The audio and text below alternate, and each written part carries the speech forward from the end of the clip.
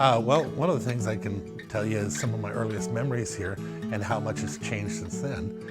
I remember first coming here, I was 15 years old. I lived in a little trailer with no power, no water, just short distance from here. Back then, this town was so small that at night everything was closed completely, and it was one of the darkest places I'd ever been.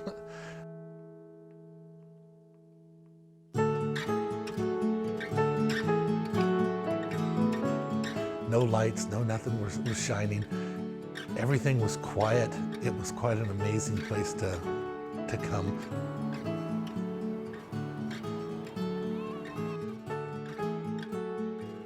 My dad used to own, like I said, the Belfair Barn Dance.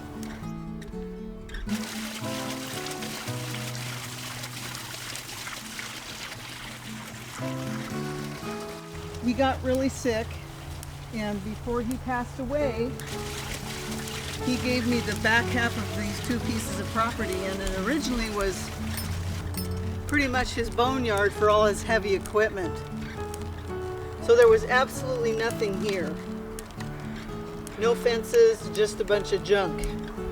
So I grew up here and I used to ride across the street before it was all clear cut. And when I was growing up here, I even was able to ride to Green Mountain from here when I was about 10.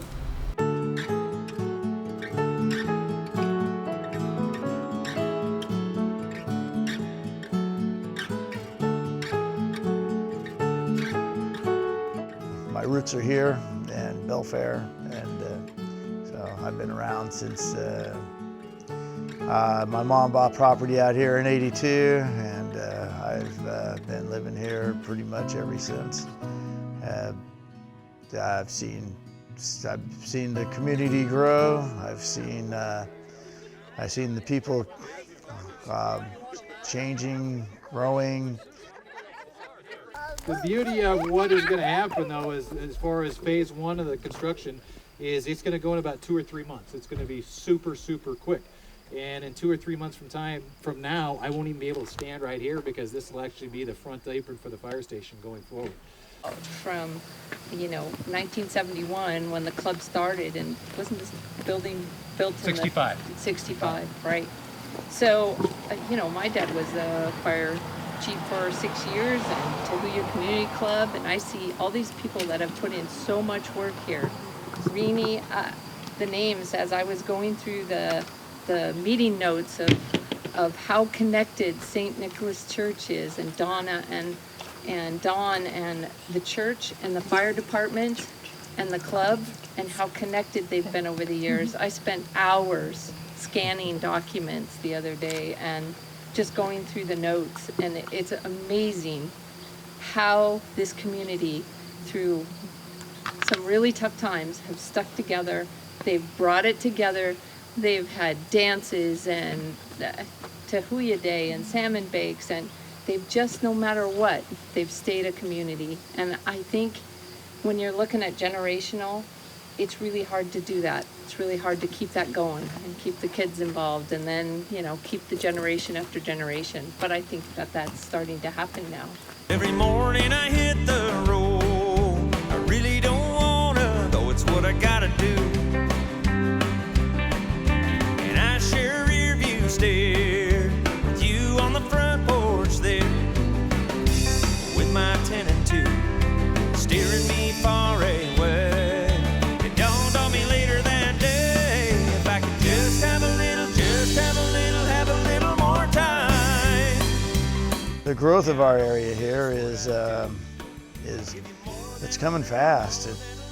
Now you're looking at the Belfair is a totally different place. I mean, they're developing on the hills on both sides. People are going through Belfair.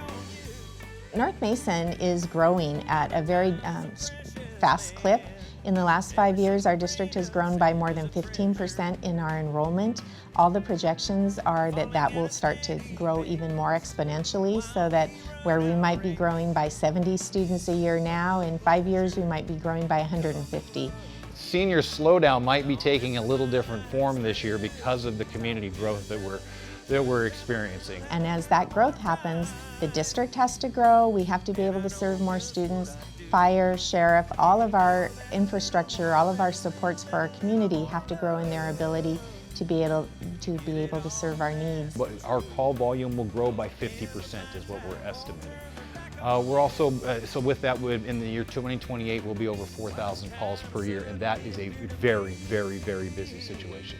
So if you think we're growing in North Mason, holy cow, look at what the Sheriff's Office is doing. We talk about their call volume, and this is specifically, this is just in North Mason, but 7,700 calls in 2013. We've jumped up to 11,000 calls now in 2018. It's a 50% increase just in the call volume in North Mason. Not all of Mason County, but just in North Mason. When I first came here, we had a little room that was maybe less than 8 by 10 room, and it was a struggle for the Sheriff's Office to not have a place. When you start talking about the Sheriff's Department and the dollars that it takes to operate them, that money comes from North Mason more than it does anywhere else. One of the problems, or the issues I should say, that the Sheriff's Department has is they don't have a holding cell for criminals should they be apprehended up here. And so anytime a criminal is apprehended, a deputy has to take that person down to the jail down in Shelton and essentially leaving, or potentially leaving, the entire North Mason area uncovered. I would like to have a place in North Mason where if my wife gets in trouble on the road in the middle of the night, she has a place that she can run to be safe. As it stands now, we have a precinct up here, but there's nobody there. What if this was more of an emergency management campus? We took on a project where, you know what, take the Sheriff's Office, take DEM, and take the Fire Department, let's unite ourselves. Being in a central location that would be like an emergency center for emergency services, which we fall under emergency services just like fire, just like police, just like EMS. Having the resources there to get to them in a fast and working together, I mean, putting them together just makes sense. Imagine trying to start that from the ground up with nothing. The opportunity of the fire department's putting together here gives us an opportunity to come in with a facility already in existence. And currently, we're in about 8,000 square feet. And the new building, which we're watching come together with the design process, is almost double that size, giving our room, critical room for our firefighters and paramedics. And one of the things that we're looking to bring on is a community paramedic program where we deliver in-home health care, non-emergent health care, aimed at keeping people at home and out of emergency rooms, trying to reduce medical costs out there as much as possible. But unfortunately, right now in the current facility we have, we just don't have room for such a program. And a new building would allow us to bring that program forward. But this is an opportunity that changes everything.